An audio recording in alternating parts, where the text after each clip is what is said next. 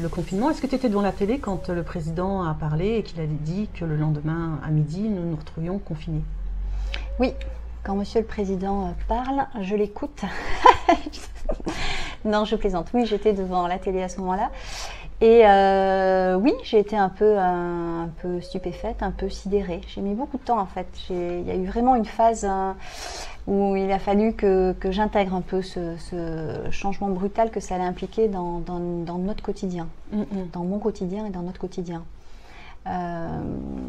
J'ai d'abord pensé à la dimension professionnelle, puisque ça impliquait que mon activité professionnelle se déroulerait très différemment, puisqu'en effet, il avait annoncé que les étudiants en particulier ne pourraient pas retourner à l'université. Voilà, on avait sur un temps qui n'était pas défini lors de sa première intervention. Donc de suite, tout s'est enchaîné très vite. Je me suis mise en mode comment du coup assurer mon métier en étant à distance des étudiants. On a commencé aussi sur cette phase un peu perso, prise de repère, à écouter un peu trop souvent les informations sur les 15 premiers jours, on va dire. Par quel canal de communication? On était sur la radio, la télé. Et puis, à la demande de ma dernière fille, on a fini par arrêter parce que c'était quelque chose d'extrêmement anxiogène, quelque chose de même intriguant. Moi, j'ai eu l'impression qu'on jouait vraiment sur les peurs, que ces chiffres dont on nous bassinait du matin au soir, qui n'étaient jamais ramenés en valeur relative, jamais relativisés par d'autres maladies aussi ayant de gros impacts dans le monde, où voilà, cancer, malnutrition, etc. Bon, voilà. Donc on a pris aussi un peu de distance par rapport à ces informations-là qui étaient quand même ça tirait vers le bas, quoi. Et puis aussi les mots qu'on utilisait. Cette distanciation sociale, moi j'ai trouvé que ce mot de distanciation sociale était un mot qui était dur, qui amenait à mettre une distance avec l'autre. Voilà, on était pour se protéger, pour la première fois, en tout cas moi j'ai vécu comme ça, amené à s'éloigner de l'autre. Alors que oui, le terme le plus approprié, c'était distanciation physique. Et on a beaucoup utilisé la distanciation sociale. Moi, voilà, ça fait partie des choses aussi qui m'ont voilà, les mots sont pas neutres, deux sens. Et c'est vrai c'était quand même assez spontanément, on devait prendre sur soi pour aller contre des réflexes naturels que l'on a d'embrasser ses amis, de faire la bise. Voilà, donc il y avait quand même beaucoup de choses qui étaient... il fallait être en maîtrise en fait de réflexes aussi naturels que ceux-ci. Quelles émotions tu as eues justement par rapport à cette période de confinement? Une impression en fait de peur, pas par rapport à la maladie, mais par rapport à cette espèce de signal que nous envoyait notre écosystème, en nous disant, on n'aime pas être privé de liberté, là on se retrouve à être extrêmement contraint et à se dire, voilà, les choses s'enclenchent, ça fait tellement de temps qu'on nous dit qu'il faut qu'on change de comportement, qu'il faut qu'on change de manière de vivre, qu'on soit plus respectueux avec le vivant d'une manière générale. Et là, on se retrouve devant un premier incident majeur qui, je l'espérais, j'ai passé aussi pas mal de temps à lire un petit peu. Il y a eu des émissions assez passionnantes un peu sur le fait que, le fameux monde d'après, qu'est-ce qu'on allait faire de notre monde après ça? Quelles leçons on allait retirer de ce traumatisme, en fait, de cet épisode hyper marquant et déstabilisant. Il y a eu des choses, moi j'ai trouvé assez riches, des interviews, des intellectuels divers et variés qui ont été un peu enfoncé le clou en disant peut-être qu'il y a des choses positives à retirer de là, parce que c'est c'est l'espoir justement que les choses changent et qu'on comprenne que on n'était pas sur le bon chemin. Le quotidien à la maison, ça a été en effet de me lancer, alors permaculture c'est un bien grand mot, mais j'ai en effet suivi une formation sur internet, mais l'objectif c'est d'occuper un peu les enfants, on fait une petite banque de potager dans le jardin. Donc c'est assez magique en effet de voir comme ça des choses pousser. Donc j'ai été en effet pour la première fois peut-être un peu attentive au jardin. Et j'ai réalisé que sur la période de confinement où tout a été annulé, où tous les week-ends ont été annulés, etc., on avait prévu de faire 10 000 choses qui nous amenaient à nous déplacer d'une manière un peu inconsciente, et en voiture et en avion. Et en me disant, bah, c'était pas, au vu du contexte, c'était pas raisonnable du tout. Parce qu'on peut avoir conscience qu'en effet, il faut changer. Dans les faits, on est embarqué dans des habitudes. Donc oui, là, ça a été une vraie prise de conscience. Et du coup, là, très concrètement, alors bon, il y a un achat, mais j'ai acheté un vélo confortable qui fait que tous mes petits trajets du quotidien, je les fais maintenant en vélo. Voilà, je pensais plus sur les déplacements. Les déplacements parce que on aime bouger, on aime se déplacer. Ben voilà, donc on a consommé pas mal de CO2 par ces déplacements. Voilà, donc il faut réfléchir à ça, voilà, s'organiser différemment, voyager moins, se dépayser autrement, en restant tout proche de chez soi aussi, parce qu'on a quand même beaucoup de belles choses tout près de chez nous. Moi j'ai confiance, j'ai de l'espoir. Je pense qu'il y a une prise de conscience chez pas mal de jeunes. Je pense qu'on a quand même conscience qu'on est embarqué sur le même bateau, donc qu'il faut qu'on soit vigilant. Après, les signaux envoyés, moi, au niveau en tout cas de la politique nationale, me rassurent pas forcément. Mais je pense que la main, elle est plutôt du côté associatif, du côté des. Moi, je suis assez impressionnée de plein d'actions, que ce soit dans le culturel, on n'est pas forcément sur l'économique ou quoi, qui montrent que les gens ont envie de s'approprier des choses et n'attendent pas comme ça que ça vienne d'en haut et qu'il ne faut pas attendre que ça vienne d'en haut. Donc oui, moi j'ai de l'espoir. Après, il y a quand même une certaine urgence, et le Covid nous ramène à ça. Peut-être aller plus vite, voilà. En tout cas, je pense que bon, sur le volet un peu local, il y a des choses à accompagner, il faut encourager des choses et que tout, voilà, c'est pas une équipe d'élus de 25 qui peut changer les mondes. C'est embarquer, c'est écouter, c'est accompagner pour qu'il y ait vraiment quelque chose de fond qui se passe au niveau d'une commune, au niveau d'une agglomération, au niveau d'un quartier, au niveau de voilà. Est-ce que toi, tu as vécu une anecdote, je dirais, particulière ou exceptionnelle pendant cette période? Est-ce que tu as été témoin d'une scène ou quelque chose qui te vient tout de suite à ta mémoire, que tu n'oublieras jamais par rapport à toute cette période? Ce plaisir de retrouver des amis, de voir de loin des amis, d'arriver à échanger, à être dans la vraie vie. D'accord. C'est ça mon moment fort, ce plaisir et je parlerais presque d'euphorie. De sortir de sa maison, de sortir de cet espace, ce clan familial hyper restreint pour revoir des visages avec lesquels on a partagé plein de choses. Tiens, Jean-Pascal. Bah vas-y. Bah non, c'est pour leur donner en même temps pour qu'ils se... Étant donné qu'on est parti, on est arrivé ici dans l'idée de se réinventer, et ce qu'on essaie de faire, et ce qu'on fait. Dans l'idée de se réinventer, la crise en elle-même n'a pas représenté un énorme choc, d'autant qu'on avait un regard quand même aussi justement sur la société, sur la façon de travailler qu'on avait totalement remis en question. Ça fait des mois qu'on essaie de se réinventer, qu'on bosse, qu'on essaie de travailler à trouver quelque chose qui nous correspond, mais en même temps, aux yeux de la société, on ne travaille pas. Et j'avais une espèce de culpabilité, moi, avec ça. Et quand le confinement a été annoncé, et bien cette culpabilité, elle est partie. Je me suis dit, pendant 2 mois, tu vas plus te sentir coupable. Tu vas pouvoir te poser un peu plus, peut-être voir un peu plus à long terme ou pas, selon ce que tu vas arriver à faire. Et c'était plutôt bien. Et on s'est dit, vraiment, on a de la chance. Enfin, c'est comme ça que je vois les choses. Parce que le confinement est arrivé alors qu'on avait déjà déménagé. La maison était déjà installée, les enfants avaient déjà pris leur rythme, venir, repartir, etc. Et du point de vue de l'argent, on avait de quoi voir venir, voilà.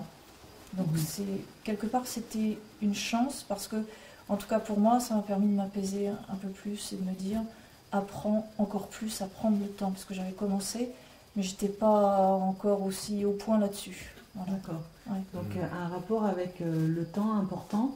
La culpabilité, pas mal, la culpabilité face à la société, tu sais, qui t'oblige. Il faut que tu montres que tu as un statut d'un point de vue professionnel, il faut que tu bosses, il faut que tu donnes des heures, il faut que tu mérites, ta vie. Et là, moi j'essaie d'apprendre autrement et ça m'a permis de relaxer par rapport à ça. Je peux quand même dire que le confinement a actionné pas mal de pensées, de certitude sur qui j'ai envie d'être. Ça l'a actionné vraiment en compressé. Il fallait que vraiment je prenne des décisions rapidement pour pas rester dans un flou artistique encore plus longtemps. Si je peux dire que le confinement, quelque chose a fait que ça m'a obligée à prendre plus de décisions sur moi plus vite. En ayant vu ce qui s'était passé, j'ai vraiment ressenti à quel point il y avait une espèce d'oppression douce qui s'était actionnée depuis des années, mais là, c'est un peu comme quand on serre tout doucement, pendant un temps on sent pas, c'est pas insupportable. Et puis il y a un moment donné où, même si c'était tout doux au départ, on peut plus respirer. Et là je sens que c'en est arrivé à un point comme ça. L'oppression douce qui a eu lieu jusqu'alors, là elle devient trop dure, elle devient trop forte et trop visible même. Par exemple, des choses révoltantes, il n'y avait plus de voitures à un moment donné, évidemment, plus d'avions, plus de bateaux. Ça fait des années qu'on parle d'écologie, qu'on parle de particules fines, etc., que c'est mauvais pour l'air, qu'il faut taxer, etc. Et j'ai lu, on peut les retrouver, les passages, j'ai lu dans plusieurs régions, il y a eu des jours avec des pics de pollution aux particules fines. Des pics, des vrais pics, on voyait des nuages. Et qu'est-ce que c'était? C'était les épandages d'agriculteurs. Donc, à un moment donné, c'est là où ça devient révoltant, c'est qu'on voit qu'il y a des pics de pollution qui sont ni générés par les voitures, ni par les avions, ni par les bateaux, et que c'est le système de l'agriculture tel qu'il est fait qui le crée. Donc, on parle il y a la COP 19, 20, 21, 22, 23, 24, il y a des mesures comme ça qui deviennent révoltantes parce que, encore une fois, c'est là où il y a un moment donné, il faut arrêter. Enfin, voilà, ça me scandalisait, parce que je me dis, mais on cache toujours les vrais problèmes d'avidité de production.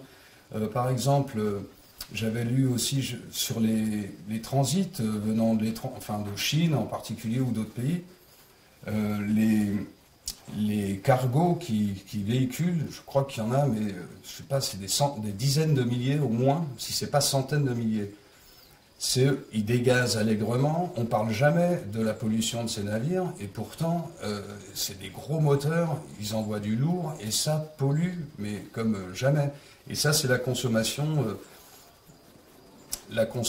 telle qu'on a eu l'habitude de l'acheter, des t-shirts venant de Chine, etc. Donc, là où avant, je me disais, j'y trouvais un certain intérêt, là maintenant, je vois toute cette aberration, toute cette hypocrisie liée à l'avidité du monde. Je le savais avant, mais là, ça l'a révélé à un point où, un peu comme cet étranglement, où à un moment donné, c'est trop. Moi, ce que j'ai tiré, je pense, le plus de tout ça, du point de vue de... C'est la notion de... je vis sur une planète avec plein de gens autour qui ne pensent pas comme moi, et il y a des prises de pouvoir, des prises de position qui sont anti-vie, et ça, c'est à changer, absolument, si on ne veut pas que ça implose ou ça explose sur la Terre. Comme on l'a dit, ce serait revenir, c'est réformer les prises de pouvoir telles qu'elles sont faites actuellement. Ça serait donner évidemment beaucoup plus de voix aux gens, plus de respect, plus de l'éducation pareil, revoir le système éducatif pour redonner la force en chacun de savoir qu'il a la totale liberté de qui il a envie d'être. Comment tu as vécu toute cette période-là? Je l'ai vécu un petit peu paradoxalement. En fait, je l'ai vécu en tant qu'étudiante en soins infirmiers qui n'a pas pu aller jusqu'au bout des choses. Et ça a vraiment été une grande frustration pour moi parce que quand j'ai été dans mes 3 jours, c'était des jours très intenses. Et puis je voyais vraiment ce besoin qu'avaient les résidents de parler, de s'exprimer à ce sujet, d'être seuls. Voilà, ils avaient seulement les appels comme lien avec leur famille. Et surtout que ce qui est bien dans une pathologie, c'est de pouvoir accompagner la personne, avoir le soutien des proches pour avancer. Surtout quand voilà, on a fait un AVC par exemple et qu'on perd ses capacités physiques. C'est important d'avoir un soutien, de se dire ça va aller, je vais pouvoir retrouver mes capacités au fur et à mesure du temps. Donc là, c'était compliqué pour eux et ils avaient vraiment besoin de ce lien. Donc je passais dans les chambres des fois quand j'avais quand j'avais un temps libre. Je passais dans les chambres. T'avais un masque à l'époque? Ah oui, masque toute la journée, mais pénurie de masques. Donc c'était compliqué. Donc tu as pu observer directement l'équipe soignante Oui. et les patients. Donc qu'est-ce que tu as vu? Qu'est-ce que tu as ressenti? J'ai ressenti une pression dans les équipes, une grande pression, parce que c'est vrai qu'on a une grande responsabilité. Voilà, quand on veut faire ce métier, on veut aider, on veut soigner et on veut le bien. Mais là, c'était une grande responsabilité et surtout avec peu de moyens. En fait, ce qui est aussi compliqué dans cette période, et qui a été assez compliqué pour moi personnellement, c'est que tu es dans ton réquisitionnement, donc tu soignes les autres, tu accompagnes. Lors des discussions le midi, tu parles des patients, tu t'intéresses à est-ce que leur état a évolué, etc. Tu rentres chez toi, tu penses à ces patients. En tout cas, moi personnellement, tu allumes ta télé, tu vois que ça parle du Covid et tu es constamment dans cette pensée Covid. Donc ça peut être lourd. Et je pense que pour certains, ça a été très lourd. Je pense. Dans ma classe, je sais qu'il y en a qui l'ont vécu assez compliqué. Enfin, qui l'ont vécu, oui, assez... Voilà. D'accord. Donc les étudiants qui ont été réquisitionnés comme toi, ça a été aussi bien dans des hôpitaux que dans des maisons de retraite? Et dans les EHPAD. Il y avait beaucoup dans les EHPAD. D'accord. En unité Covid. Donc dans ma classe, on est plusieurs à avoir eu... C'était une certitude, le corona. Il y en a 2 qui l'ont eu dans ma classe. Et puis plusieurs à avoir été en suspicion de corona. D'accord. Et à aucun moment on t'a proposé d'être testé? Et bah sur le moment non. J'ai proposé, j'ai demandé si c'était possible. On m'a dit que non parce qu'il y avait à cette période il y avait très peu de tests. Donc on m'a dit non. Donc voilà. Après. Est-ce que tu as l'impression que les soignants ont le temps d'être à l'écoute? Malheureusement non. Je ne pense pas. Je pense pas. Nous en tout cas on avait le droit c'était 10 minutes par chambre. En général c'est 10 minutes par chambre. En tout cas dans les stages que j'ai pu exercer auparavant. C'était 10 minutes par chambre, donc pour moi 10 minutes par chambre c'est très court. Quand tu dois faire la toilette à un patient et que tu te dis ok je ne peux qu'avoir 10 minutes pour faire une toilette, c'est frustrant, autant pour soi que pour l'autre. Parce que quand on est chez soi, voilà, prendre une douche c'est aussi le bien-être, le soin et c'est important. Et j'ai parlé à beaucoup d'infirmières dans les équipes etc. qui me disaient écoute moi ça fait 5 ans, 10 ans que je suis ici et j'en ai marre. Parce qu'on travaille énormément, on ne compte plus nos heures, on travaille le week-end, les jours fériés, etc. tout le temps. On a une vie de famille à côté et qui peut être assez... qui empathie. Et puis on est très peu remercié pour tout ce qu'on fait. On a très peu reconnu. Exactement, on est très peu reconnu. Et puis on a très peu de moyens. Le salaire par rapport à ce qu'on fait est minime. C'est ce qu'elle m'exprimait.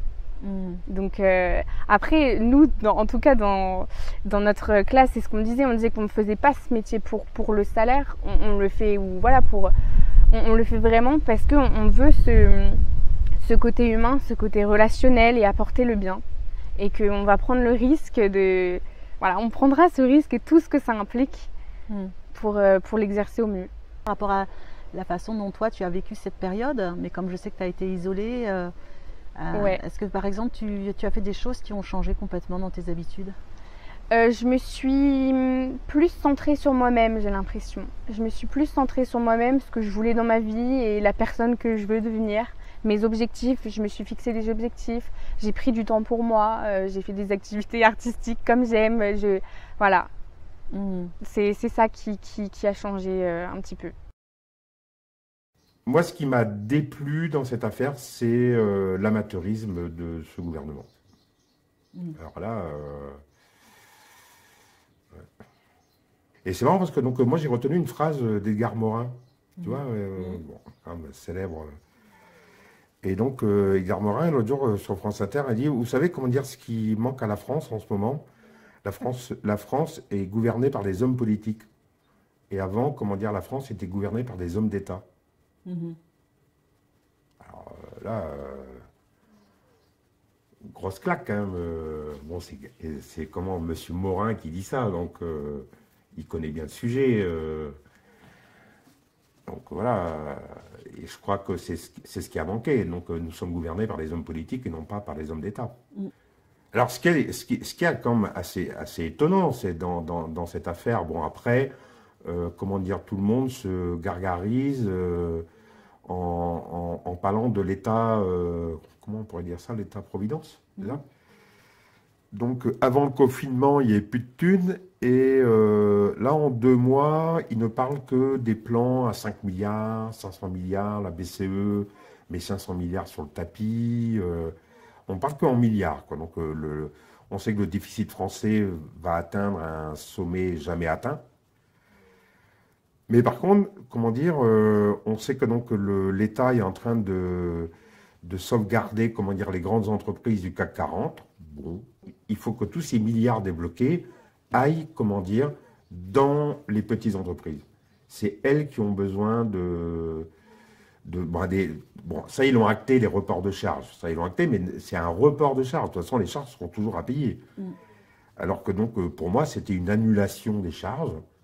Et l'État-providence fait en sorte que donc, de maintenir le tissu de ces petites entreprises, bon, qui emploient 5 ou 10 salariés. Et pour moi, ça me paraît essentiel.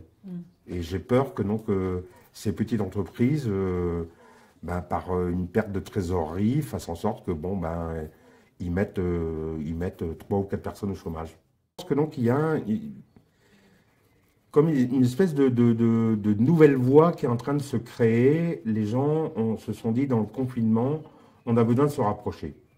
Donc moi, je crois énormément au circuit court, et non pas forcément que dans le domaine agricole, hein, mais le circuit court, dans le spectacle. Les gens ont besoin de se dire, on est ensemble sur un territoire, et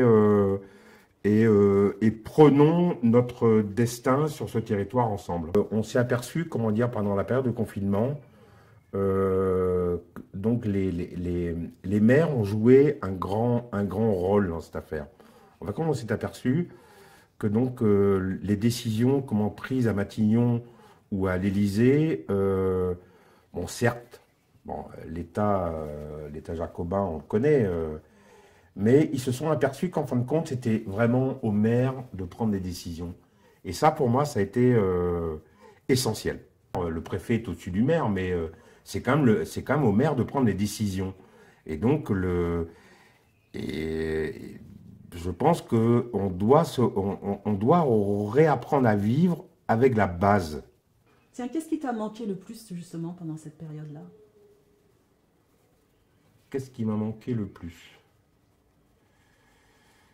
Le cours de la langoustine avait augmenté, donc ça, on n'en a pas mangé, ça. Finistérien que je suis, la langoustine, merde, trop cher, donc pas... Qu'est-ce qui m'a manqué? Ouais, moi je dirais c'est le spectacle. La culture. Ouais, c'est d'être avec les compagnies, de voir cette énergie développée pour monter un spectacle, et ça m'a manqué. Ouais. Quel a été ton quotidien? Alors mon quotidien, moi, beaucoup de lecture, beaucoup de méditation. J'ai même fait des choses que je ne fais jamais. J'ai regardé des films, des séries. J'ai fait pas mal de séries. Enfin, surtout sur 4 jours. Je me suis fait 4 jours de séries. J'ai jamais fait ça de ma vie. Moi, je suis quelqu'un qui regarde beaucoup le ciel. Et là, j'ai pris un plaisir absolu de regarder le ciel. J'ai jamais vu un ciel comme ça de ma vie. C'était fabuleux. Il n'y avait pas un avion, il n'y avait pas d'avion dans le ciel. Donc, quand tu regardes le ciel la nuit, ça change totalement ta vision du ciel sans avion. C'est pas du tout la même chose. J'avais l'impression de ne pas vivre dans le même endroit que d'habitude. Et le calme aussi? Alors après, il y a le phénomène d'être, quand tu es en ville, plus de voitures. L'utilisation des boulevards avec Léopold le Petit, on me faisait faire du skate sur le grand boulevard. Pas un bruit. Ici, le matin, à 6 h du matin, tu entends le camion de poubelle, les gens qui se déplacent, tu es réveillé par la vie urbaine, et que là, pas de bruit. Et j'ai vu plein de belles images de nature, par exemple, où les animaux se réappropriaient des plages. Moi, j'ai vu, je crois que tu l'as vu aussi, tu vois, cette biche ou ce chevreuil à Saint-Gilles-de-Ruisse, là, qui est sur la plage du Kerver, qui va se baigner, qui va nager très très très très loin et qui revient. et qui joue, qui clapote avec le bord de l'eau, comme un humain qui est au bord de la mer l'été, et hop, et qui repart dans sa forêt. C'est des trucs magnifiques. Moi, j'ai vu plein d'animaux ici, des oiseaux qu'on voit plus, qui reviennent, qui se réapproprient l'espace, qui viennent te voir. Enfin, et ça, c'est des phénomènes importants. On s'est réellement rendu compte pendant le confinement de la pollution humaine, de nous, de notre activité, comment elle est polluante. C'est-à-dire, moi, je vais parler comme sophrologue ou quelqu'un qui fait de la méditation. Si tu corporalises pas un phénomène, il est qu'intellectuel. Et s'il est qu'intellectuel, il passe, il va pas rester, il est pas engrammé en soi. Et quand je parle, il faudrait 1 an ou 2 ans de cluster, c'est parce que c'est pour engrammer les gens de quelque chose, d'une attitude. Et donc là, on pourrait avoir un changement. Mais là, en 2 mois, 2-3 mois, il y a une prise de conscience peut-être. Mais comme on est dans une vie très, très rapide, où ça bouge beaucoup, on va probablement vite oublier. Peut-être moins les jeunes, quoi. Moi, j'ai des doutes sur les jeunes. Là. On va probablement avoir un post-confinement sur un peu de dépression. Moi, je pense que j'ai beaucoup d'empathie pour les jeunes. Donc, dans mon boulot, je faisais du télétravail. Donc, j'avais mon numéro qui était pour un numéro pour les jeunes qu'on a envie d'appeler s'ils se sentent isolés ou ils vivent des problèmes. J'ai eu quand même quelques appels de jeunes qui étaient en grosse difficulté. On sentait une forme de dépression, de l'inquiétude, de la dépression. Et c'est cette rupture du lien. Elle a été ultra violente. Nous, on est adultes, donc on a quand même une prise de recul un peu plus importante que les jeunes. Eux, ils l'ont pris pleine figure. Du jour au lendemain, on leur dit « tu vois plus tes copains ». Vous voyez plus vos copains. Et donc, je pense que ça peut être assez traumatisant pour eux. Et on ne s'en rend pas compte. Parce que nous, on a cette capacité de prise de recul, même de résilience, que les jeunes, s'ils sont retrouvés, pour certains d'entre eux, se sont retrouvés dans des endroits confinés ou avec des familles en difficulté, avec peu d'espace, pas de jardin. Parce que là, moi je parle d'un confinement, j'ai un jardin, je peux être dehors, à l'intérieur, je pouvais aller marcher dans les bois, ce qui n'était pas le cas de pas mal de jeunes, quoi. Alors moi, je travaille pour une association qui s'appelle Relais Jeunes. Donc on est... Relais Jeunes 56. 56, ouais. On a un agrément pour accueillir des jeunes de 15 à 30 ans dits invisibles, c'est-à-dire qu'ils ne sont pas répertoriés, on ne sait pas trop ce qu'ils font, rupture scolaire, sans emploi, sans domicile, sans papier. Et donc on a créé un grand bus où il y a un salon, un lieu de documentation, un espace informatique, il y a un petit bureau pour avoir un peu d'activité. Et donc on accueille les personnes comme ça dans le bus et on les oriente vers des services appropriés à leurs besoins. L'intérêt de cette démarche, c'est qu'on va vers les gens. Il y a le bus, ça se voit, c'est un lieu d'accueil où on se promène dans la rue, on va vers les gens, donc on tisse du lien, nous on est des tisseurs de liens. Qu'est-ce que tu as pensé du discours politique qu'il y a eu pendant cette période? Je me suis vite détaché de l'information générale. Dans un premier temps, j'ai regardé l'annonce du président de la République, Macron. Le premier discours. Le premier discours, là, donc ça m'a mis beaucoup en colère. Qu'on parle de guerre, il dit, je sais pas, 10 fois le mot guerre dans un discours politique. Je trouvais que c'était inapproprié. Donc ça m'a mis en colère, j'ai pas compris. Donc j'ai fermé la télé pour éviter que mon esprit aille vers la théorie du complot. Parce que très vite, on peut glisser. Et moi, j'ai pas envie d'être dans ce schéma de pensée parce que c'est quelque chose de négatif qui s'installe en moi. Et donc, du coup, je pense que j'aurais mal vécu ces 2 mois d'isolement. Donc, j'ai pris beaucoup de recul sur l'information. Quand tu as le président français qui parle de guerre et qui dit, je sais pas, 8-10 fois le mot guerre, et que le président allemand, lui, il annonce que c'est l'humanité nous envoie un message. Comment va falloir qu'on s'adapte? C'est pas le même impact sur nous, sur la population. Si on parle de guerre, on va créer la peur, on va s'inquiéter. Donc c'est pour ça que les gens se sont rués vers les grandes surfaces pour acheter ce phénomène où ça nous a tous fait rire sur le papier toilette, et sur la farine, sur les denrées principales. En Allemagne, ils n'ont pas eu ce phénomène. Alors, j'ai pas envie de comparer la France et les Allemands, mais en tout cas, le discours n'était pas le même. Le discours était un peu plus philosophique ou spirituel chez l'Allemand, et que chez nous, il était très guerrier, quoi. Donc ça ne génère pas du tout la même attitude dans une population. Oui, on avait un grave problème sanitaire, mais ce n'est pas la guerre. La guerre, c'est ce que fait la France au quotidien, d'aller vendre des Rafales, des FAMAS dans tous les pays du monde, dans tous les pays en voie de développement, où ils sont tous armés avec des armements français. Là, ça, c'est la guerre. Pendant le confinement, j'avais beaucoup de pensées déjà pour les gens qui étaient dans des situations précaires. Alors, on peut imaginer que sur une journée de 24 heures, j'avais 8 heures de sommeil et je devais être en empathie, on va dire 10-15 minutes par heure pour tous ces gens qui étaient dans la détresse. Parce que en face de chez moi, il y a une cité, petite cité, hein, enfin, on est à Auray, mais en tout cas des gens qui vivent dans les appartements.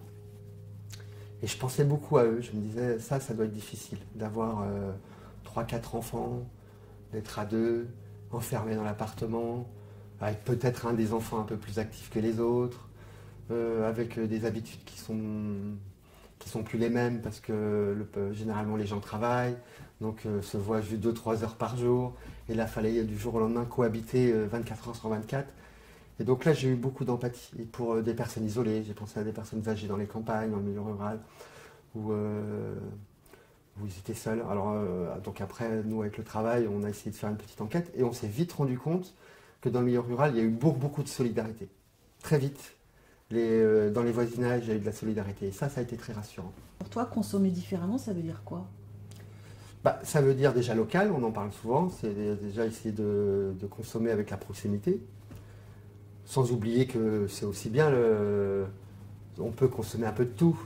Moi, je ne suis pas un radical, parce que je crois au libre-échange.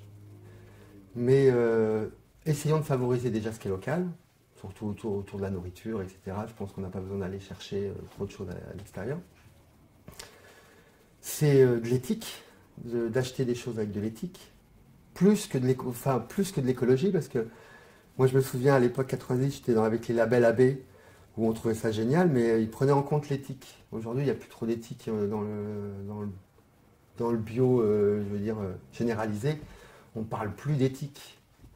Et je pense que dans le local, on commence à reparler davantage d'éthique, de qui travaille, de quelle manière, comment on travaille, comment on paye le producteur, donc moins d'intermédiaires.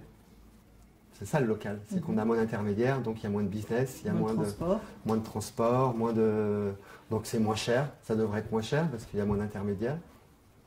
En tout cas pour moi le confinement m'a servi à ça aussi, prendre conscience qu'on doit ralentir beaucoup de choses et qu'on est trop dans la précipitation. On parle trop vite, on parle de trop, on court et des fois on comble ce vide de façon frénétique et sans sens. Et donc on perd, et je pense que c'est là qu'on développe notre névrose et que ça devient négatif. Donc c'est probablement pour ça qu'en France on est les plus gros consommateurs d'anxiété du monde. À vrai dire, j'ai pas très peur, c'est peut-être pas très raisonnable, mais moi j'ai pas peur pour moi. Alors donc je vais faire l'effort de le mettre. C'est même pas un effort, je vais le faire pour les autres, pour éviter de transmettre quelque chose. Je me sens pas malade, mais voilà, c'est une règle, ils veulent que ce soit la règle. Bon, je respecte la règle, je vais pas jouer le réactionnaire. Là, ça serre pas les oreilles, j'ai des grandes oreilles. Et tu vois, le problème avec les masques des copines qui ont fait les masques, ça me cache la vue. Tu vois, ça fait ça avec mes oreilles. Et donc, je préfère les petits masques légers, comme ça, il n'y a pas trop d'impact sur mes oreilles. Quand tu as appris justement que du jour au lendemain, tu allais devoir être confiné? Ça me paraissait énorme, j'y croyais pas. Et puis quand ça a eu lieu, en fait, c'était un grand plaisir de me retrouver, de me retrouver moi. De me retrouver moi, d'avoir cette solitude autorisée. Et ouais, c'était pas pénible,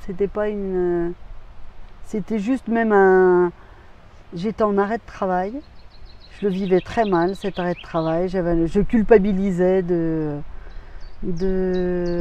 foutre dans la merde mes collègues, le boss, alors que j'avais mal. Ça a été au début vraiment du bonheur, avec bien sûr des moments de dur. Des moments de doute? Des moments de doute, ouais. Mais du coup, j'avais plus à penser à l'avenir. C'est ça qui était génial, c'est que c'était la minute, le moment. Mm. Ça, Donc, t'as c'était vécu vraiment au jour le jour. quoi. ah, vraiment au jour le jour, à l'heure. Ouais. C'était vraiment bien. Plus de contraintes, pas besoin de dire rendez-vous telle heure. Il n'y avait pas de rendez-vous. Mm. Ça, c'était excellent. D'accord. Qu'est-ce qui a changé dans ta vie au quotidien? La notion du temps. Mm. Que le temps, c'est précieux. Et que du coup, je l'ai toujours, ce temps. Je ne vais plus m'emmerder. J'ai envie de ça. Est-ce que j'ai envie de ça? Donc tu vois, c'est plus ouais, je vais faire plaisir à machin, un bidule. C'est mon temps à moi et c'est la gestion de mon temps. Mm. Et ça, tu penses qu'après, quand tu seras sorti de ton arrêt maladie, tu penses que tu vas essayer de continuer à vivre comme ça? Je vais essayer. C'est sûr que déjà, j'avais pas envie de bosser à plein temps. Donc je pense que, et c'est ce qui était arrivé même sans être malade, c'était pas vraiment du plein temps.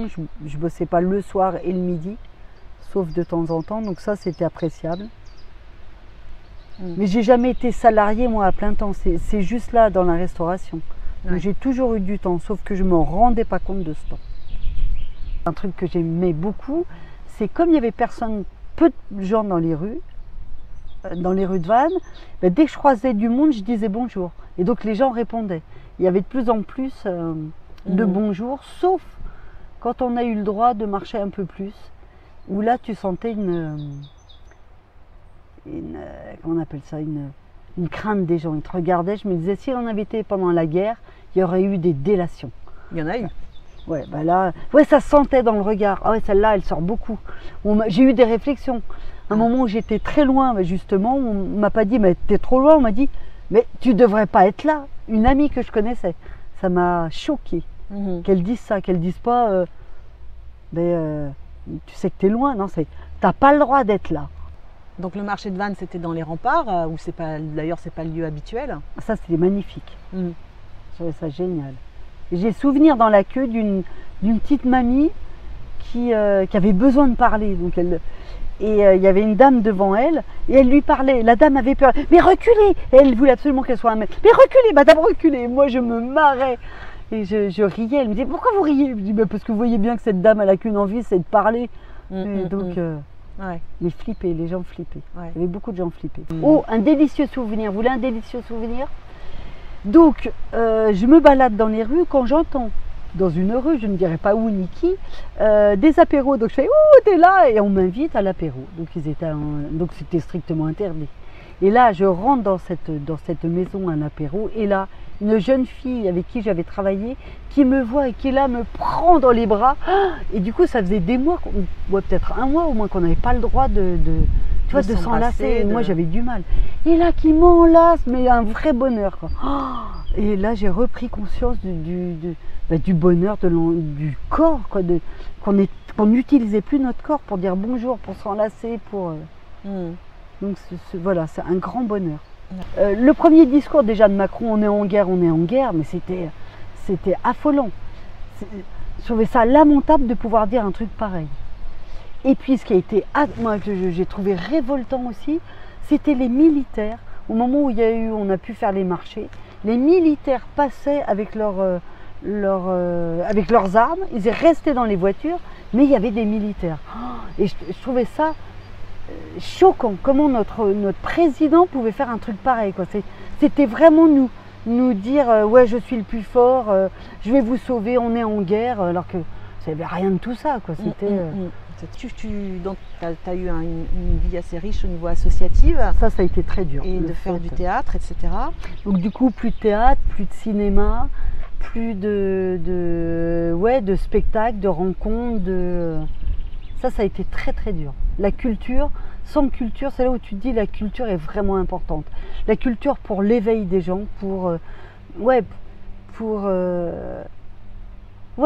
Alors, il y avait ça sur internet avec des gens qui chantaient, qui mettaient des chansons, qui se moquaient de tout ça. Heureusement qu'il y avait quand même internet avec la culture de certaines personnes, mais ça manquait quand même. Ouais. L'écran ne remplace pas le spectacle vivant. Le spectacle vivant, le théâtre.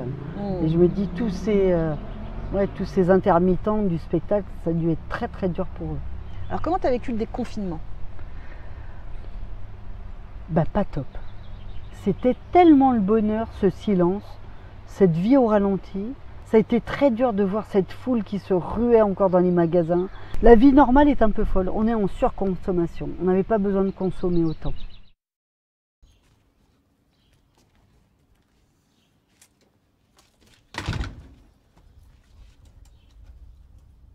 Bon, à défaut de concert, on va faire du cerf-volant alors. Bah ouais. On vit quand même dans un bel endroit. Hein.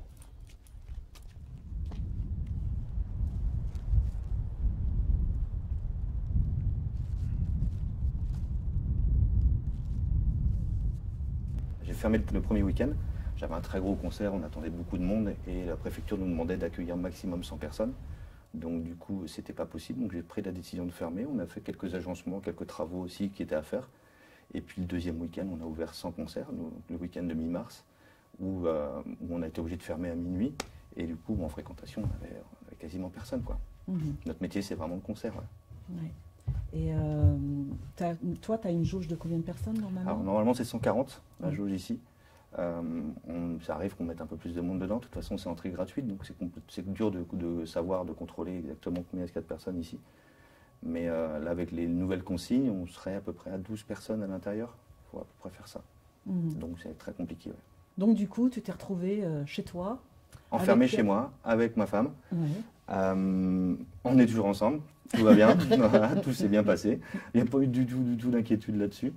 Ça, c'était très bien aussi. C'est quand même l'occasion de voir si on est bien avec quelqu'un, de rester comme ça, enfermé pendant 2 mois. On a la chance d'avoir une maison avec un jardin à Ploarnel. Donc on est sur la route de Quiberon, donc en plus il n'y avait pas de circulation pendant 2 mois, donc on a profité de notre jardin comme jamais. On n'avait jamais eu une semaine tous les deux à la maison à pas travailler. Elle est commerçante aussi, elle tient un salon de coiffure. Donc c'est vrai qu'on est tous les deux avec des vies qui sont à 100 à l'heure normalement. Et là d'un coup on s'est arrêté, quoi.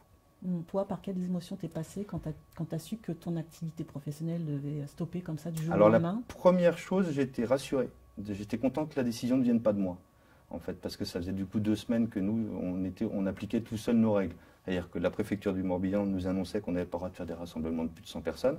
Donc il fallait que je décide, moi, si j'annulais le concert ou si je continuais. Donc c'est vrai qu'au tout début, quand c'est arrivé mi-mars, j'étais un peu rassuré de me dire, ok, la décision, elle vient plus de moi, on est tous concernés, on ferme tous. Donc déjà, ça a été vraiment, au début, ça a été un petit coup un petit bol d'air, quoi. Après, rapidement quand même, il y a eu des choses qui ont été mises en place, les mesures de chômage partiel, même si c'était compliqué de les déclarer sur Internet parce que les outils ne sont pas du tout adaptés à du grand public et ce n'est pas du tout intuitif. Mais bon, ça, c'est aussi notre administration qui est comme ça. Ça a été un peu compliqué. Maintenant, les banques, rapidement aussi, ont proposé des reports de prêts pour les prêts qui étaient déjà en cours. Donc, il y a eu quand même beaucoup de choses qui ont été prises assez rapidement et qui ont permis de nous donner un bon petit bol d'air quand même sur cette période-là, pour essayer de passer financièrement cette période qui est quand même pas propice, quoi. Je veux dire, nos établissements ne sont pas faits pour être fermés, quoi. Au tout début, quand même, la perte de liberté, donc c'était quand même à la base pour nous sauver la vie. Enfin, c'est des mesures qui ont été prises et je pense que aucun gouvernement n'a envie, un jour ou l'autre, d'enfermer sa population et de l'empêcher de sortir. Donc voilà, la raison, c'était vraiment essayer de nous maintenir tous en vie, parce qu'on avait un service hospitalier qui n'était pas normalement adapté pour accueillir un nombre important de patients. Donc, dans un premier temps, c'était ça, on se retrouvait enfermés. Après, les règles du confinement, c'était quand même un peu particulier. Moi, j'habite Caréliau, enfin, c'est mon adresse. Je n'avais pas le droit d'aller à la plage qui est ici, où il n'y avait absolument personne. Et c'était archi contrôlé. On avait 4 gendarmettes à cheval, qui n'ont fait que quadriller cette zone-là. Et en fait, on se faisait plus contrôler ici, dans les dunes, en étant tout seul, qu'un mec qui était en ville et qui se retrouvait à faire des courses. Donc forcément, il y a des règles comme celle-là, on a un petit peu de mal avec. Maintenant, ça reste la règle. C'est con. Moi, je compare avec ce feu rouge de 4h du mat. Quand tu es tout seul à un feu rouge à 4h du mat, c'est con de s'arrêter, mais en même temps, c'est la règle. Justement, pendant cette crise sanitaire, qu'est-ce qui te manque le plus? De l'égalité, si on pouvait revenir à ça, parce que c'est pareil, les protocoles qu'on nous demande d'appliquer aujourd'hui, on se rend bien compte que quand on va faire nos courses dans certaines grandes surfaces, elles ne sont pas appliquées. Et donc, du coup, s'il y a un protocole et qu'on l'applique si on veut, à un moment, ça ne fonctionne plus. Donc, c'est soit tout le monde le fait, soit personne ne le fait. C'est ça aussi ce principe d'égalité, c'est que je ne vois pas pourquoi est-ce que nous, les petits, on devrait mettre en place des protocoles qui sont hyper stricts, alors qu'en fait, on se rend compte qu'il y en a d'autres qui n'ont rien à foutre et qui ne sont pas impliqués et qui ne sont pas du tout, qui sont pas impactés ou qui n'ont pas de sanctions derrière. Donc, c'est vrai que là-dessus, ça ne marche pas. Et puis, évidemment, la fraternité, si on pouvait vivre dans ce monde-là, ce serait quand même vachement mieux, quoi. Malheureusement, moi, au tout début du confinement, j'avais mis un post sur mon Facebook en disant que Pour l'instant, tout le monde pensait un petit peu à sa situation à lui, comment est-ce qu'il était confiné chez lui, comment est-ce qu'il le vivait, et que j'avais hâte à ce qu'on parle de nous à un moment et qu'on arrive à avoir une pensée un peu plus globale et qu'on puisse sortir du moi-je et arriver vers un truc un peu plus intéressant. Et je me rends compte aujourd'hui, avec ce déconfinement, qu'en fait, ça n'a pas du tout marché, quoi. Tu t'es posé la question à un moment donné, je vais devoir fermer le Kouta, j'ai une perte de chiffre d'affaires. Ouais. Tu y as pensé? Ah ouais, j'y ai pensé. Bah, tout le monde, je pense qu'on y a tous pensé, quoi. Et puis en plus, ça fait chier parce qu'on l'a fini, quoi. Il est quasiment fini avec tous les travaux qu'on a fait. Il y a un moment, je me dis, bon, bah voilà, je vais faire faillite, mais je l'ai fini. C'est con, hein, mais oui, forcément, on y pense. Et pourtant, tu as 12 ans d'existence. J'ai 12 ans de boîte, ouais. J'ai 12 ans de boîte, mais c'est quand même particulier. Aujourd'hui, moi, si je ne peux pas faire de concert, mon métier, il n'existe plus, en fait, quoi. Donc, est-ce que je veux changer de métier? Non, clairement pas. Enfin, si je change de métier, je ne le fais pas ici. Dans ce cas-là, j'arrête le Kouta, je passe à autre chose. Mais aujourd'hui, moi, le Kouta, ça m'intéresse, c'est mon projet, et j'ai pas envie de l'abandonner en plein milieu ou de le réinventer complètement au bout de 12 ans, en fait, quoi. C'est pas notre boulot, quoi. Enfin, au moment, on a envie de le faire, notre boulot, quoi. Et ça nous manque, ouais. Qu'est-ce qui t'a manqué le plus? La musique. La musique, et pour le coup, en plus, j'en ai pas écouté beaucoup. Donc, mais c'est la musique en live, moi, c'est ça, en fait. C'est les gens, c'est la musique en live, quoi. Même là, on peut pas se faire de bises, là, quand on se croise, c'est quand même super bizarre, quoi. Je dois être un peu bisou, ouais, je sais pas, mais c'est très étrange. Ouais. Je crois que c'est ça, ouais. C'est les gens, la musique et les gens. Ouais, le vivre ensemble, en fait. Finalement, ce qui est ma vie aussi, moi, avec 120 concerts par an là-dedans, moi, j'ai l'habitude d'avoir toujours du monde qui écoute de la musique, qui s'amuse, qui danse, qui fait la fête, etc. Et ça fait partie de ma vie. Et ça, d'un coup, s'arrêter complètement, c'est étrange. C'est étrange. Et les concerts en live sur le net... Alors ça va, moi je suis pas l'artiste qui est chez lui en train de faire la guitare tout seul comme un con dans son appartement, quoi. Mais il n'y a pas d'applaudissements, il n'y a rien. C'est-à-dire que le mec il finit son morceau, bon bah voilà, c'est fini. Enfin c'est bizarre, il n'y a plus cette vie ensemble. Peut-être que les gens applaudissent chez eux dans leur appart, mais il n'est pas au courant, quoi. Donc ça c'est bizarre. Ouais. Bah, pour moi c'est la planète qui se défend, hein, clairement. Hein. J'avais vu une petite caricature où c'était le virus qui servait la main de la planète Terre et qui disait tu crois qu'ils ont compris là? Et voilà, il est grand temps qu'on vive un petit peu autrement et qu'on prenne soin de cette nature qui est la nôtre, en fait, quoi. Et c'est vrai que tout ça, c'est pareil, ça va pas bien, quoi. Mais tous les avions qui volent en moins, je pense que la planète est ravie. Par contre, on a continué à envoyer des satellites, là, ça c'est bien, ça a bien continué. Je pense qu'on les a tous vus, ces satellites dans le ciel, et ça fait quand même bizarre. C'est la première fois de ma vie que je lève la tête et que je vois des traits dans le ciel, et je sais qu'il n'y a pas d'avion. Et ça, c'est étrange, quoi. Qu'est-ce qu'on est en train de faire, où est-ce qu'on va, quoi. Et on se la pose, cette question-là. Et en plus, les inégalités, elles sont de plus en plus flagrantes aussi, en fait. Plus on sera nombreux et plus il y aura ces différences entre les gens, quoi. Et tous ces mouvements de population qui sont ces dérèglements climatiques avec les réfugiés climatiques qui vont avec. Forcément, il y a des choses qui sont en train d'arriver. On le voit déjà à nos frontières, où il y a des endroits de la planète qui vont vraiment disparaître, quoi. On était aux îles Banda, dans l'archipel des Moluques, en Indonésie. Et en fait, ces îles-là, personne ne les connaît parce que je pense que dans 50 ou 100 ans, elles auront disparu. Donc, est-ce qu'il y a d'intérêt à développer du tourisme dans un endroit qui est voué à disparaître? On ne sait pas. Et c'est paradisiaque, mais tout ça, ça va disparaître. Parce qu'on vit à 100 à l'heure et qu'on ne s'arrête pas. J'ai créé le néologisme dessineur.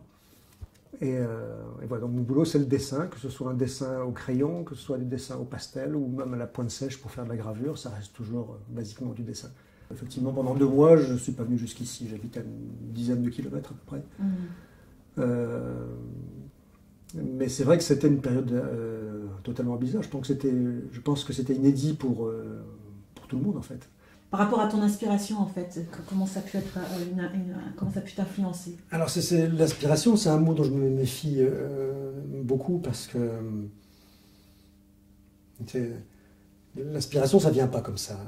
Enfin, pour moi en tout cas, et même pour les gens que je connais. C'est Flaubert qui disait que dans tout métier de création, il y a 5% d'inspiration et 95% de transpiration. Ce qui veut dire qu'en fait, il faut faire des trucs, et puis c'est en faisant que ça amène une idée, que cette idée-là peut se développer, etc. Mais elle ne se développera pas si on ne va pas chercher quelque chose. C'est-à-dire qu'il n'y a rien qui arrive tout fait comme ça. Donc, effectivement, le fait d'avoir plutôt peu travaillé par rapport à ce que j'imaginais, ça n'a pas forcément apporté grand-chose. Quoique si, je suis parti sur une série de croquis d'après, des photos, enfin bon.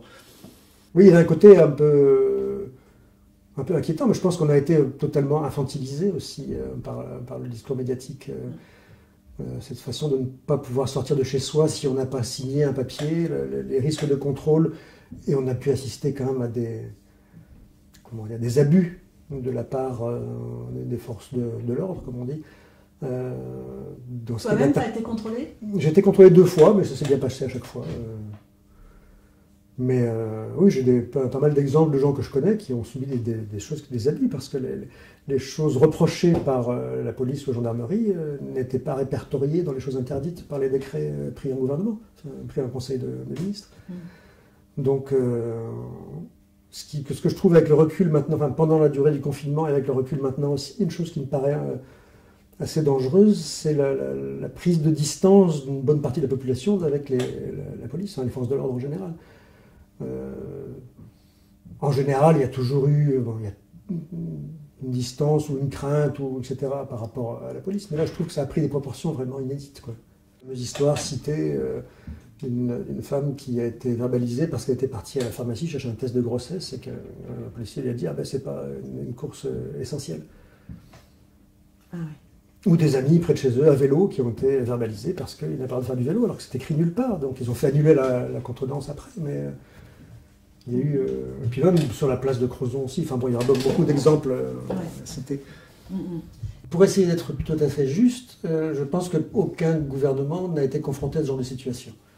Donc ils se sont un peu démerdés comme ils pouvaient, éventuellement mal. Et ça, je peux très bien comprendre qu'on soit soi-même, qu'on tâtonne, qu'on cafouille. Mais la colère n'est pas forcément retombée parce que ça continue à se traduire maintenant, les incohérences. Voilà, je suis ce qui se passe par rapport à ce qu'on appelle l'hydroxychloroquine, par exemple, qui a été présentée comme une solution pas miracle, mais presque sur la base d'une étude qui n'a aucune valeur puisqu'il y a eu très peu de personnes testées, enfin je veux dire, qui ont pratiqué la chose. Mais ça, c'est pas ça qui m'a le plus mis en colère, c'est plutôt les réactions, les façons d'essayer d'éviter toute publicité ou d'éviter tout développement de cette piste-là. Sans vouloir être, entre guillemets, complotiste, on a l'impression vraiment qu'il y a des forces à l'œuvre énormes qui sont en route pour essayer de proposer un traitement très élevé, très onéreux, alors que celui-là qui semble être quand même plutôt efficace, puisqu'il est quand même prescrit dans plus de 100 pays dans le monde, excepté en France où il est interdit. C'est pourquoi? Moi, j'avais vu un dessin qui m'avait bien plu.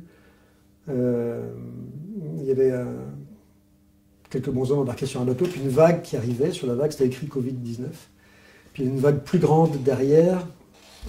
Et puis il y en avait encore une plus énorme derrière. Et la troisième, c'était réchauffement climatique. Et je trouvais ça assez intéressant de comparer effectivement, parce que ça vient dans le même sens, en sens que le virus, on sait, vient d'une zone où il y a eu beaucoup de déforestation, où la vie sauvage se retrouve exposée au contact humain en permanence. Et la vie sauvage, elle est porteuse de pas mal de choses. Apparemment, les chauves-souris et les pangolins ne sont pas affectés par ce virus-là. En revanche, l'espèce humaine la prend de plein fouet. Donc effectivement, c'est un signe de dire, mais voilà, les rares parties du monde qui sont encore sauvages, il faut les laisser sauvages, il ne faut pas tout exploiter, tout extraire, tout... Et toi, tu penses que les gens en ont tiré des leçons? J'ai l'impression, à mon niveau, que dans la population, beaucoup de gens ont pris conscience de quelque chose. Je vois ici, au niveau local, beaucoup plus de gens se tournent vers les producteurs locaux. Beaucoup de gens se sont rendus compte que la pénurie de médicaments, par exemple, bah oui, voilà, je crois que c'est 80% des médicaments qui sont produits en Chine ou en Inde. Donc on parle beaucoup de relocalisation, ça on parle de plus en plus. Alors, je sais bien qu'il y a des intérêts énormes en jeu aussi, donc il y a beaucoup de puissance industrielle, financière, etc., qui ont poussé à la roue pour qu'on reprenne exactement le même rythme qu'avant. Là, on s'était arrêté. Mais je crois qu'il y a une prise de conscience citoyenne qui va s'opposer à ce courant-là. Alors, ça risque d'être l'occasion d'affrontements, au moins dans les idées. Qu'est-ce qui t'a manqué le plus, justement, pendant cette période-là? On parle de gestes barrières, par exemple. Est-ce que le fait de serrer une main ou d'embrasser... Est-ce que ça, c'est des choses... Très clairement, mais ça, c'est la partie visible de l'iceberg. Ce qui manquait vraiment, c'est la vie sociale, en fait. Il y a pouvoir se déplacer, la liberté d'aller et venir, aller voir les gens qu'on a envie de voir, aller chez des amis, les recevoir, prendre un café en terrasse, des choses comme ça. Est-ce que tu as l'impression qu'en Bretagne ou ailleurs, il y a eu de la méfiance, de la délation, comme dans un contexte de guerre puisque... Mais tout à fait. J'avais vu passer un joli post sur Facebook qui disait « Toi aussi, dénonce tes voisins qui font du jogging 3 fois par jour et gagnent un week-end à Vichy. » Oui, je sais qu'il y en a eu. J'ai cité un cas tout proche.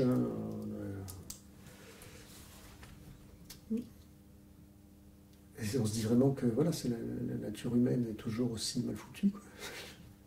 Enfin, bien entendu, ça concerne pas la majorité des gens, mais ça veut dire que voilà, la bête immonde elle est toujours là, quoi. Parce qu'il y a aussi beaucoup de comportements de solidarité, de gens qui ont pris des initiatives, qui sont venus en aide à leurs voisins, qui ont monté des associations un peu informelles, qui ont pris le relais là où effectivement l'État était impuissant ou bien incapable. Voilà, sur la commune où je suis, il y a eu des tas de personnes qui se sont organisées pour venir en aide aux personnes âgées solitaires, par exemple, pour pouvoir les aider pour les courses, des choses comme ça. Donc il y a beaucoup de très belles initiatives. Voilà, l'idée quand même, c'est qu'avec ces mobilisations citoyennes, donc pour aider la solidarité, les gens qui commencent à changer de point de vue par rapport à la production locale, à consommer local, des choses comme ça.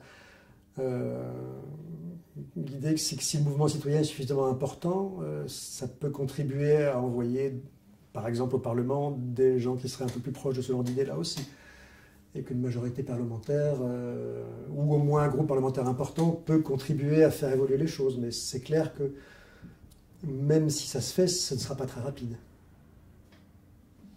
Et la plupart des personnes qui connaissent bien le problème au niveau climatique, etc., disent mais c'est urgent de changer en fait. Je me rappelle, je ne sais plus quel scientifique qui disait ça par rapport au réchauffement climatique il y a déjà plusieurs années. Quelqu'un lui demandait mais alors, vous pensez que les gens diront plus tard nous ne savions pas?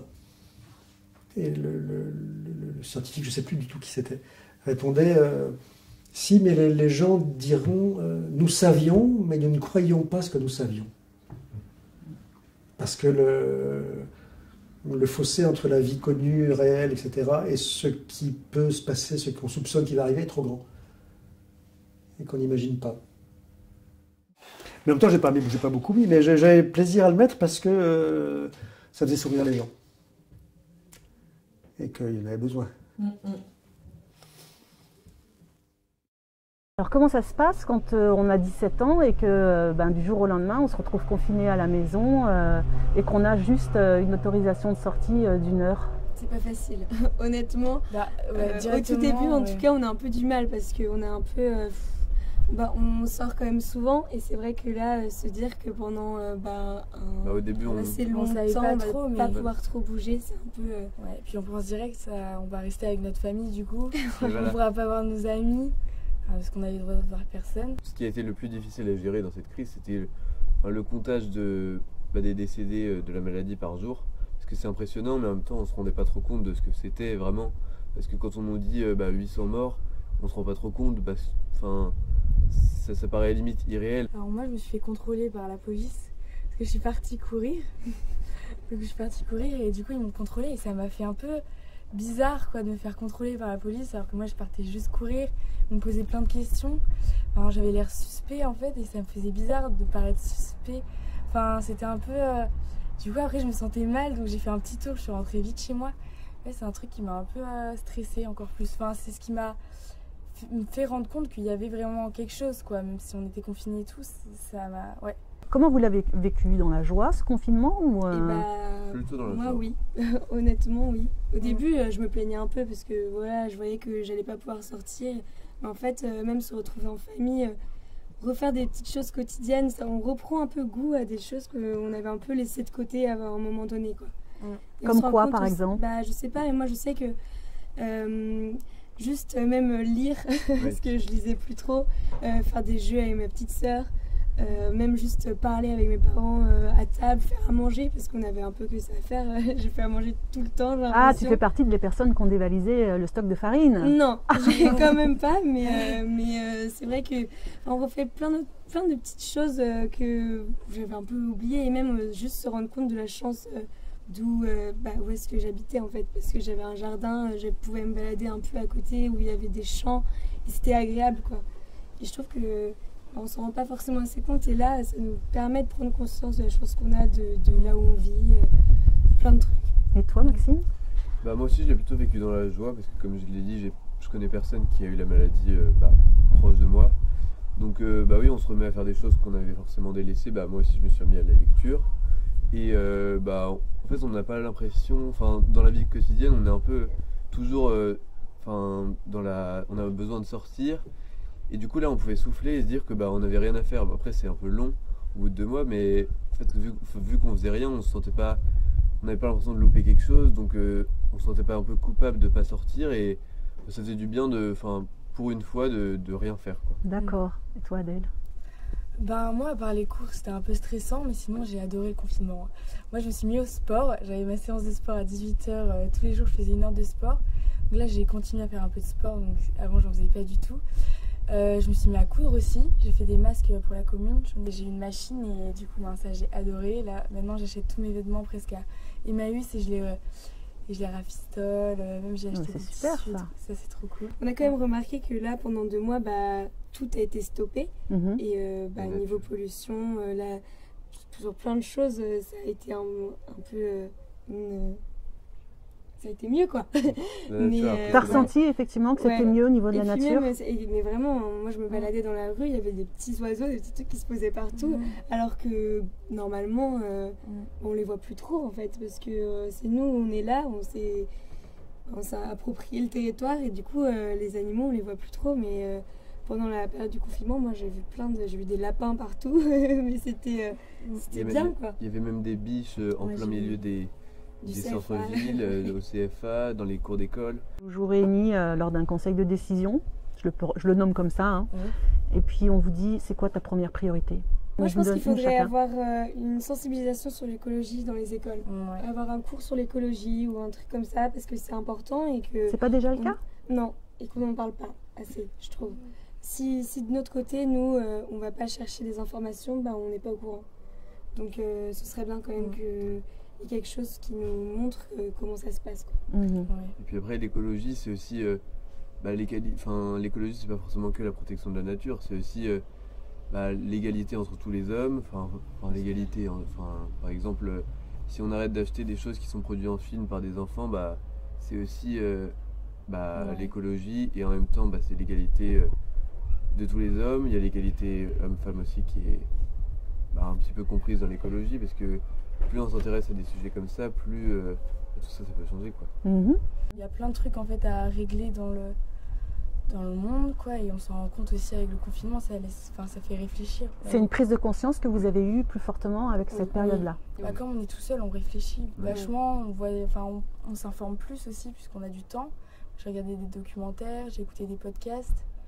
Et ouais, c'était intéressant. Je pense quand même que ça a un peu fait réfléchir et fait prendre conscience de plein de choses, le confinement pour plein de personnes. Et moi, je suis optimiste. Je pense que ça va bien se passer. J'espère. Si on est pessimiste, il y aura jamais... Si on n'y croit pas, ça arrivera jamais. Donc autant se dire que tout reste à faire.